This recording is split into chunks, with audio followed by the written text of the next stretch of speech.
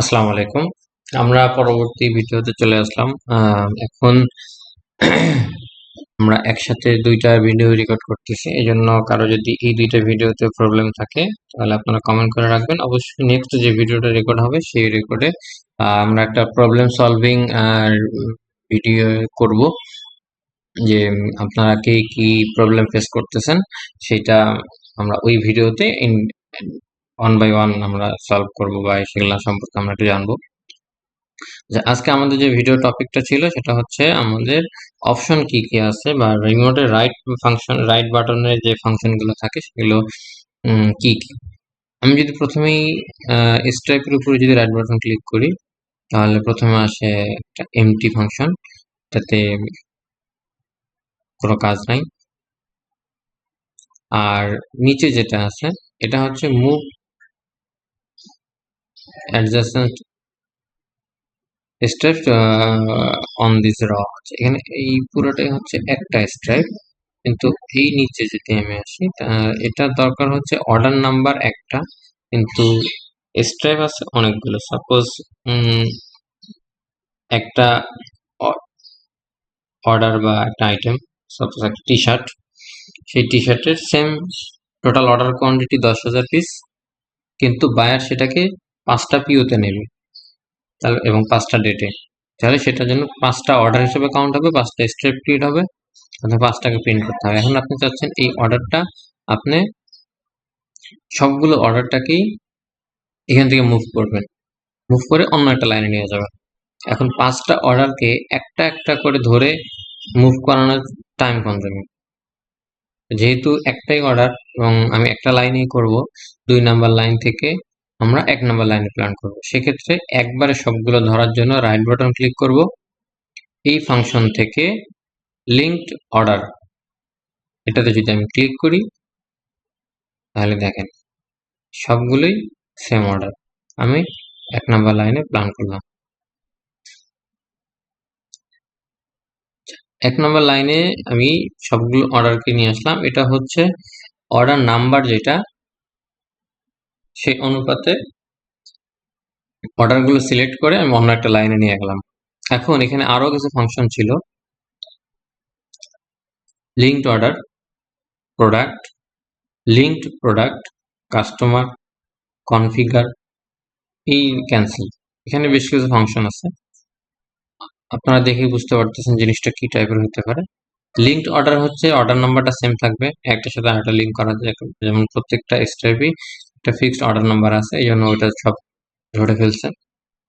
Product হচ্ছে আপনি একটা লাইনে অনেকগুলো অর্ডার টি শার্ট দিয়ে রাখছেন, এরপরে হুডি হবে, তারপরে হুডি চলবে। এখন আপনি আবার অন্য একটা লাইনে হুডি আছে, তারপরে টি শার্ট আছে। এখন আপনি চাচ্ছেন যে হুডির লাইন থেকে টি শার্ট যেটা আছে ওইটা টি শার্টের লাইনে দেবো, হুডিটা মানে হুডি লাইনে দিয়ে দেবো, তাহলে আমার লেআউট সেভ হবে দুইটা এবং ইফিসিয়েন্সি বাড়বে। এবং কিন্তু যে লাইনে টি শার্ট সরাতে যাচ্ছেন সেইখানে অনেকগুলো অর্ডার নাম্বার আছে, কিন্তু প্রোডাক্ট সেম সবগুলো টি শার্ট। সেক্ষেত্রে রাইট বাটন ক্লিক করে আমরা যদি প্রোডাক্ট সিলেক্ট করি, প্রোডাক্টটা যদি সিলেক্ট করি এরকম, তাহলে দেখেন এখানে অনেকগুলো স্টাইল আছে। আমি শিওর না যেখানে সব সেম অর্ডার কিনা, সেম অর্ডার হইতে পারে। এই লাইনে আমরা রাখলাম,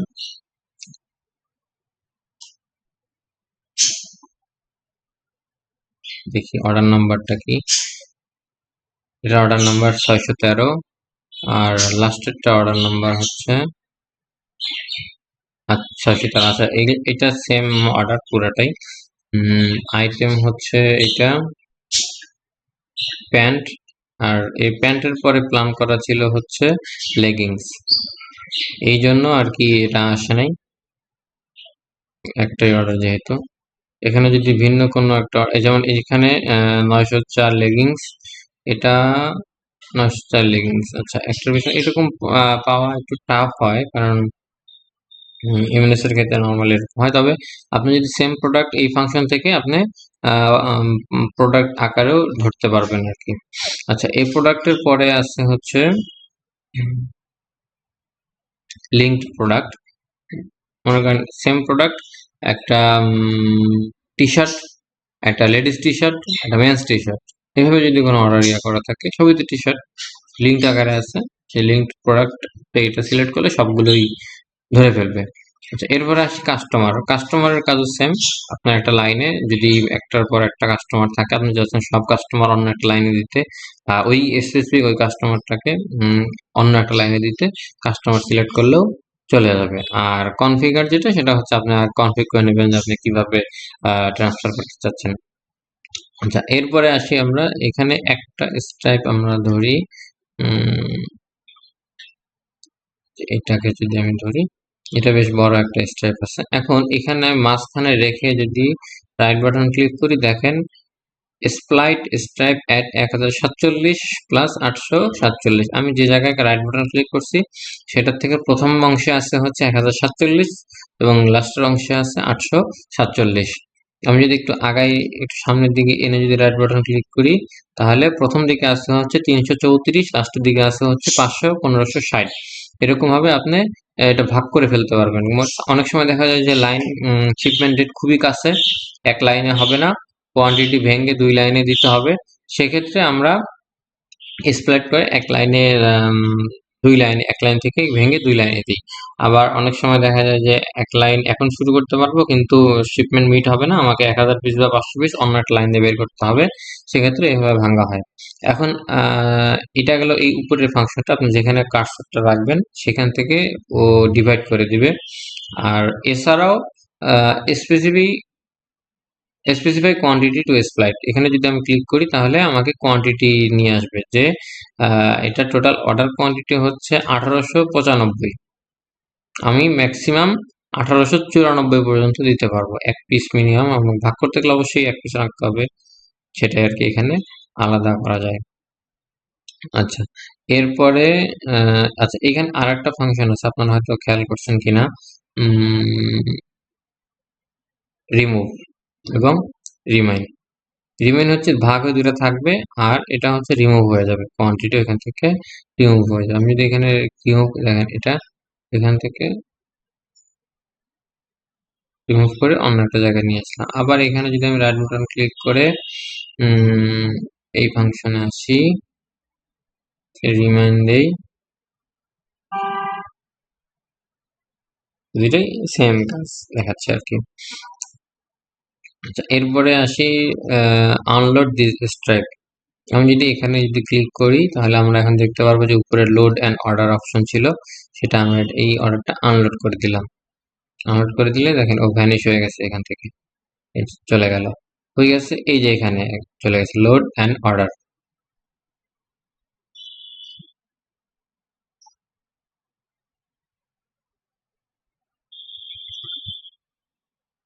আচ্ছা, এইখানে আমরা অর্ডারগুলো নিয়ে আসতে পারবো না, তার কারণ হচ্ছে রিড অনলি মোডে আছি। এই জন্য আর কি এখান থেকে আমি কোনো অর্ডার অ্যাকসেপ্ট করতে পারতেছি না। এটা আমরা পরবর্তী যখন প্ল্যান করব, ওই প্ল্যানের ভিডিওগুলোতে আমরা দেখাবো যে কিভাবে একটা অর্ডার অ্যাকসেপ্ট করে।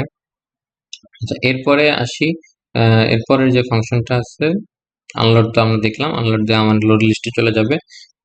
ওটা অন্য কোথাও ট্রান্সফার করা যাবে বা যেভাবে খুশি আর কি, আপনার যেটা প্রয়োজন হয় পরে প্ল্যান করতে চাইলে পরে প্ল্যান করবেন, আবার অনেক সময় হোল্ড হয়ে থাকে অর্ডার, আনলোড করে ওখানে রেখে দেওয়া হয়। এরপর আছে transfer to another planning board. আপনি অর্ডার ক্যাপাসিটি নাই, প্ল্যান করতে পারতেছেন না, বা কোনো একটা প্রবলেম আছে, অন্য কোথাও ট্রান্সফার করবেন, তখন আপনি এখান থেকে অন্য বোর্ডে ট্রান্সফার করে দিবেন। আপনি ই জোনে এখন প্ল্যান করা আছে, আপনি চাইলে জি জোন বা ডি জোন যে কোনো একটা জোনে পাঠিয়ে দিতে পারবেন। এরপরের ফাংশনটা হচ্ছে প্রপার্টিজ। প্রপার্টিজ যদি আমরা যাই তাহলে এই অর্ডারটার সম্পর্কে আমরা জানবো যে অর্ডারটার কি। প্রথমে আছে ইনফরমেশন। অর্ডার, এটা হচ্ছে অর্ডার নাম্বার, প্রোডাক্ট, এটা একটা sweatshirt, customer Carhartt, line number কত, ইউনিট কি, সেকশন কি, এক্সট্রা বিবিসি কত দেয়া আছে, এই জিনিসগুলো এইখানে শো করে। এখন একটা প্রশ্ন থাকতে পারে যে এক্সট্রা ইফিসিয়েন্সি 110 কেন? যখন কোনো একটা অর্ডার লোড দেওয়া হয় তখন প্রোফাইল ইফিসিয়েন্সি থাকে একটা, সেটা হচ্ছে 70। এখন আপনি চাচ্ছেন এটা 80-তে প্ল্যান করতে, আপনি এই জায়গাটা চেঞ্জ করতে পারবেন না, আপনি এখান থেকে চেঞ্জ করতে হবে। এখান থেকে চেঞ্জ করলে আপনি স্টার এফিসিয়েন্সিটা এখানে চেঞ্জ করতে পারবেন। এটা হচ্ছে ক্যাপাসিটি ফ্যাক্টর অ্যাডজাস্টমেন্ট। এটা হচ্ছে আপনার ম্যান পাওয়ার। এই অর্ডারটা করতে ম্যান পাওয়ার কতজন লাগবে, 40 জন লাগবে। তাহলে 40 জন ম্যান পাওয়ার আপনার প্রোফাইল এফিসিয়েন্সি 70, স্টার এফিসিয়েন্সি 110। এইভাবে যদি প্ল্যান করা হয় তাহলে কোয়ান্টিটি পার উইক মানে এক সপ্তাহে 8,885 পিস সুইং করতে পারবে। এবং এখানে আছে আরো কিছু ডিটেলস আছে, প্রোডাক্ট স্টার্ট কবে হবে, লোড ইনটু প্রোডাকশন কবে হবে, চেঞ্জ মেশিন, তারপর production start date by date, first complete inspection, এই ফাংশনগুলো এখানে আপনি ডেট কবে শুরু কবে শেষ মানে এই রিলেটেড ফাংশনগুলো আপনি এখানে দেখতে পারবেন। এরপর আছে সেকশন ইনফরমেশন। এটা ইনওয়ার টু লোড মেড টোটাল প্রিপারেশন অ্যাভিল, এই জিনিসগুলো এখানে আছে, এগুলো খুব একটা দরকার হয় না। আমরা এখান থেকে ইনফরমেশন থেকে যদি এফিসিয়েন্সি চেঞ্জ করতে চাই তাহলে স্টার এফিসিয়েন্সিটা চেঞ্জ করি, এবং ম্যান পাওয়ার চেঞ্জ করতে চাইলে এখান থেকে আমরা ম্যান পাওয়ারটা চেঞ্জ করে দেই। আচ্ছা, এটা গেল হচ্ছে প্রপার্টিজ যে ফাংশনটা সেটা। এরপরে আসি প্ল্যান শিডিউল। প্ল্যান শিডিউলে যদি আমি যাই তাহলে এই অর্ডারটা আমার কতদিন প্ল্যান করা আছে এবং কত কোয়ান্টিটি করে আমার আউটপুট আসবে সেই জিনিসটা এখান থেকে আমি দেখতে পারবো। এটা হচ্ছে অর্ডার ডিটেলস। এই অর্ডারের বাইশ টাইপের ডিটেলস এখানে আছে, পিরিয়ড ডেইলি এবং উইকলি। আমি ডেইলিটা দেখি, এখানে ডে ডেট কোয়ান্টিটি। এটা হচ্ছে 20 তারিখে প্ল্যান, 20 তারিখে কতটুকু সুইং হবে, 21 তারিখে কতটুকু সুইং হবে। 20 তারিখে 347 পিস 49% এফিসিয়েন্সিতে 11 ঘন্টার প্ল্যান, এবং 21 তারিখে ইফিসিয়েন্সি 50 হইল 693 পিস, এবং কিউমুলেটিভ আসতেছে 1040 পিস আওয়ার, 11 ঘন্টা আওয়ার। এখানে একটা প্রশ্ন আসতে পারে যে এফিসিয়েন্সি সেম, কোয়ান্টিটি কেন ডিফারেন্স হইলো। এটা হচ্ছে লাইন, এই যে আওয়ার এটা হচ্ছে লাইন কত ঘন্টা চলবে, এবং প্রথমে যেটা আছে এটা হয়তো বা লাস্টের 3-4 ঘন্টা বা 5 ঘন্টা আমার এই অর্ডারটা চলবে, তার আগে অন্য অর্ডারের আউটপুট হইতে থাকবে আর কি, এই জন্য এখানে কম দেখাচ্ছে কোয়ান্টিটি। এরপরে 50 থেকে 55 তৃতীয় দিনে 55% এফিসিয়েন্সি, এবং সেদিন 1796 পিস টোটাল আউটপুট হবে, এবং ওই সারাদিন ওই দিনের প্রোডাকশন হবে হচ্ছে 756 পিস, এবং লাস্টের দিনে গিয়ে এই অর্ডারটা শেষ হয়ে যাবে। ও হয়তোবা ফার্স্ট আওয়ারেই 58 পিস আউটপুট করে এই অর্ডারটা কমপ্লিট করে দেবে। 1854 পিস, এই যে দিস স্টেপ 1854 পিস এখানে কমপ্লিট করে দেবে। এখানে কিছু ফাংশন আমরা দেখতেছি যে প্রিপারেশন শিডিউল, তারপরে লোড ইনটু প্রোডাকশন শিডিউল। এইখানে এগুলো আপনি দেখতে পারেন যে কোনটার কি কাজ। এখানে আমরা যেটা আউট অফ প্রোডাকশন, আমাদের মেনলি এটাই দরকার হয়, কিভাবে প্ল্যান করছেন এই জিনিসগুলো এখান থেকে চাইলে আমরা এইখান থেকে বেশ কিছু ফাংশন আছে, এগুলো এখান থেকে আমরা দেখে নিতে পারবো।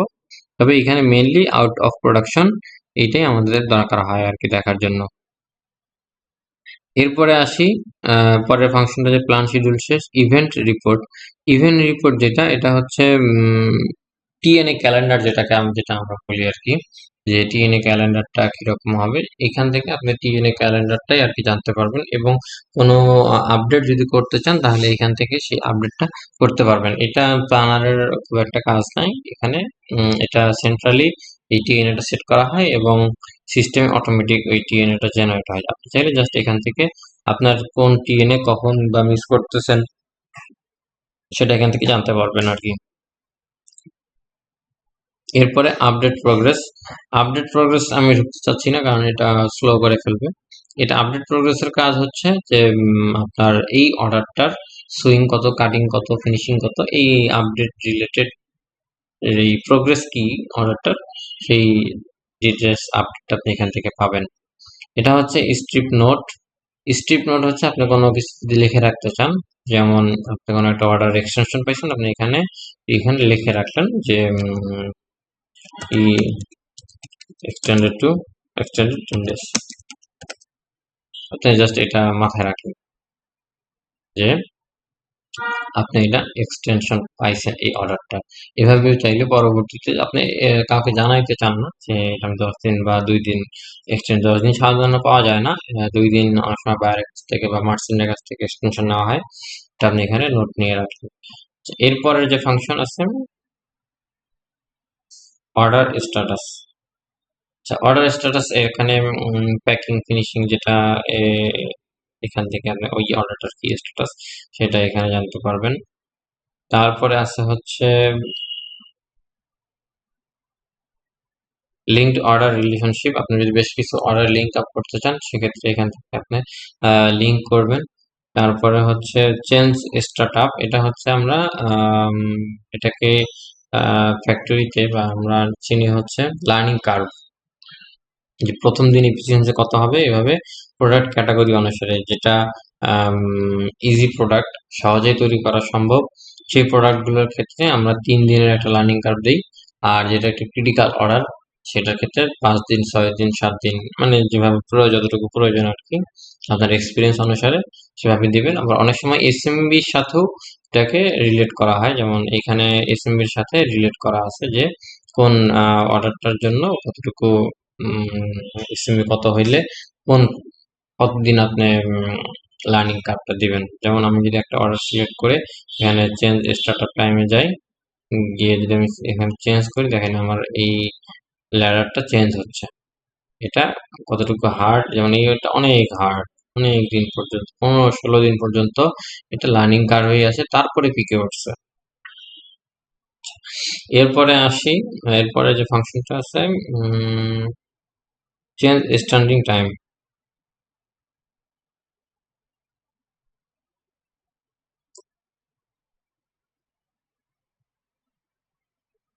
Standing time of product, fabric finishing, cutting, এটা হচ্ছে টার্গেট ডেট বা টিএন ডেট, আপনি এখন কবে করতেছেন বা কবে করতে চান। হুম এই জিনিসটা এখান থেকে আপনি চাইলে চেঞ্জ করতে পারবেন। টিএনএ টাই বলা চলে, যে টিএনএ ডেটটা আপনি চেঞ্জ করতে চান আর কি, এখান থেকে চেঞ্জ করা যায়। তারপরে আসে অর্ডার ডিটেলস।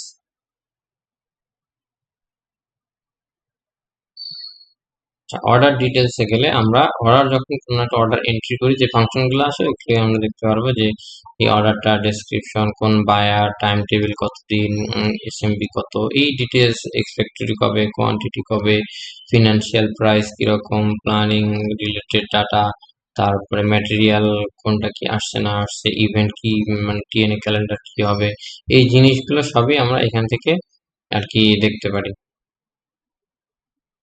এরপরে আসে অর্ডার ডিটেইলস এর পর ডেলিভারি ডেট। ডেলিভারি ডেট আমরা সবাই জানি যে এটা শিপমেন্ট ডেট কবে, আপনি চাইলে এখান থেকেও চেঞ্জ করতে পারবেন যদি আপনি কোনো কিছু চেঞ্জ, আপনার চেঞ্জটা সবাই দেখবে। আর যদি নোটে রাখেন তাহলে সবাই ওভাবে খেয়াল করবে না, কারণ অর্ডারে গিয়ে নোট, সবাই নোট সবাই দেখতে পারবে, কিন্তু আপনি উম, একটা সাংকেতিক ভাবে যদি দিয়ে রাখেন তাহলে হয়তো পরে আপনি একাই বুঝতে পারবেন যে এটার 2 দিন হাতে সময় আছে আপনার। এরপরে আসে প্রোডাক্ট ডিটেলস। প্রোডাক্ট ডিটেলস আপনি আর কি অ্যাকচুয়ালি এসএমবি দেখার জন্য এটা দরকার হয়। এটা যখন আমরা কোনো একটা অর্ডার এন্ট্রি করে দেখাবো তখন প্রোডাক্টে গিয়ে আমরা এই জিনিসটা জানবো। সুইং আউট, এটা হচ্ছে এসএমবি 7.25, এখান থেকে আমরা এই রিলেটেড ইনফরমেশন গুলো আমরা এখান থেকে জানতে পারবো। এসএমবি এমনি জানা যায় না, এখান থেকে দেখতে হয় আর কি। আচ্ছা, এরপরে প্রোডাক্ট ডিটেলস এর পর multiple step option. Multiple step option যেটা আছে এখানে আপনি প্রথমে আছে আনলোড সিলেক্টেড স্ট্রাইপ। আপনি যদি অনেকগুলো স্ট্রাইপ আনলোড করতে চান, একবারে পাঠিয়ে দিতে চান অন্য একটা ইয়েতে, এখান থেকে আনলোড করে ফেলতে পারবেন। তারপর লার্নিং কার্ভ যদি চেঞ্জ করতে চান, এখান থেকে একবারে অনেকগুলো স্ট্রাইপের বা অনেকগুলো অর্ডারের আপনি লার্নিং কার্ভ চেঞ্জ করতে পারবেন। ক্যাপাসিটি ফ্যাক্টর, এটা হচ্ছে ম্যান পাওয়ার বা মেশিন, আপনি চান যে এই লাইনে যত অর্ডার আছে সব অর্ডারের প্ল্যান 40 ম্যান পাওয়ারে হবে, আপনি এখান থেকে সব চেঞ্জ করতে পারবেন একটা একটা করে স্টেপ না ধরে। তারপর ক্লিয়ার ক্যাপাসিটি ফ্যাক্টর, এটা হচ্ছে আপনি একটা ক্যাপাসিটি দিয়ে রাখছিলেন ম্যান পাওয়ার, এখন আপনি স্ট্যান্ডার্ড লাইনে যেটা আছে ওইটা ফেরত আসতে চান, তাহলে আপনি এটা ক্লিক করে ইমপ্লিমেন্ট দিলে সবগুলো চেঞ্জ হয়ে যাবে। স্ট্রেপ এফিসিয়েন্সি যে 110% দেওয়া আছে, সব এইটা 100, আমরা এইটা প্রথমটা 110, আপনি যদি চেঞ্জ করতে চান যে 80 দিবেন, আপনি একবারে শিফট ধরে লাস্টেরটা ক্লিক করলেন, ক্লিক করলে এখানে 110 যদি দেই, সব 110 হয়ে গেছে। আপনি 90 দিলে 90 হয়ে যাবে। আচ্ছা, চেঞ্জ স্টেপ রুট, এটা ডিফল্ট হিসাবে কোনো দরকার হয় না, বান্ডেল আকারে নাকি এই জিনিসগুলো যদি এটা কেউ খুব একটা ইউজ করে না, চাইলে ইউজ করতে পারেন যে কোন রুটে আর কি স্টেপ গুলো আপনি সাজাবেন। এরপরে আমরা যে ফাংশনটা দেখতেছি সেটা হচ্ছে পুশ আর পুল অর্ডার। এটা হচ্ছে ওই যে প্রথমে আমরা উপরের ফাংশন থেকে যে দেখাইছিলাম ফাংশনটা, ওইটারই কাজ এটা আর কি। তারপর এটা হচ্ছে ইকুয়ালাইজ অর্ডার, লাস্টেরটা হচ্ছে ইকুয়ালাইজ অর্ডারটা, এটারও খুব একটা প্রয়োজন বা আমরা খুব একটা ইউজ করি না বা ইউজ দেখি না। আচ্ছা, এরপরে আসা হচ্ছে ক্যান্সেল। ক্যান্সেল হচ্ছে আপনি এই রাইট বাটন ক্লিক করছেন, এখন এখান থেকে বের হবেন কিভাবে? এই ক্যান্সেল ক্লিক করে আপনি এই ইয়া থেকে বের হয়ে যেতে পারবেন। আচ্ছা, তাহলে আমরা আজকে এইখানে যে রাইট বাটন ক্লিক করলে যে ফাংশনগুলো, এগুলো সবগুলো সম্পর্কে জানলাম। পরবর্তীতে যখন আমরা প্ল্যান করব, প্ল্যানে গিয়ে আমরা প্রত্যেকটা ইন্ডিভিজুয়ালি আমরা দেখব যে উম, কিভাবে অ্যাকচুয়ালি এই ফাংশনগুলো কাজ করে বা কিভাবে এগুলো নিয়ে কাজ করা হয়। যেহেতু আপনারা এই সফটওয়্যারটা যাদের অ্যাক্সেস নাই বা যাদের কোম্পানি এই সফটওয়্যারটা ইউজ করে না, তারা তো প্র্যাকটিস করতে পারবেন না। কিন্তু যাদের আছে তারা রিড অনলি মোড অ্যাক্সেস নিয়ে হলেও অন্তত একটু প্র্যাকটিস করেন, দেখেন। অন্তত যেখানে ভাইবা দিবেন, ভাইবা বলে অন্তত বলতে পারবেন যে হ্যাঁ, আমি লাইভ প্ল্যান করি না, কিন্তু আমি এটা ইউজ করি এবং এটার বেসিক সম্পর্কে আমার যথেষ্ট আইডিয়া আছে। চাইলে আপনারা আমাকে একটা ফাংশন বা একটা টুলস কি কাজ সেটা জিজ্ঞাসা করতে পারেন। কনফিডেন্স থাকলে আপনাকে আর কেউ জিজ্ঞাসা করবে না, আপনার অ্যাটিটিউড দেখে বোঝা যাবে যে আপনি আদৌ পারেন কি পারেন না। আচ্ছা, আজকের মতো তাহলে এই পর্যন্ত থাকলো। আমরা নেক্সট ভিডিওতে আমরা আমাদের কি টপিক আছে সেটা একটু দেখে নিই। আমরা এই ফাংশন 4 নম্বরটা আমরা শেষ করলাম। আর আচ্ছা, এটাও শেষ করলাম, ফার্স্ট প্ল্যানিং স্টেপ অপশন, এটাও জানলাম। আচ্ছা, এরপর আমরা চেক করব how to check production update in first react planning software, যে আমার এই অর্ডারটার আপডেট কি সেটা আমরা জানবো। কাটিং কত হয়েছে, সুইং কত হয়েছে, এই আপডেটগুলো আমরা নেক্সট ভিডিওতে দেখবো। ততদিন ভালো থাকবেন, সুস্থ থাকবেন। আসসালামু আলাইকুম।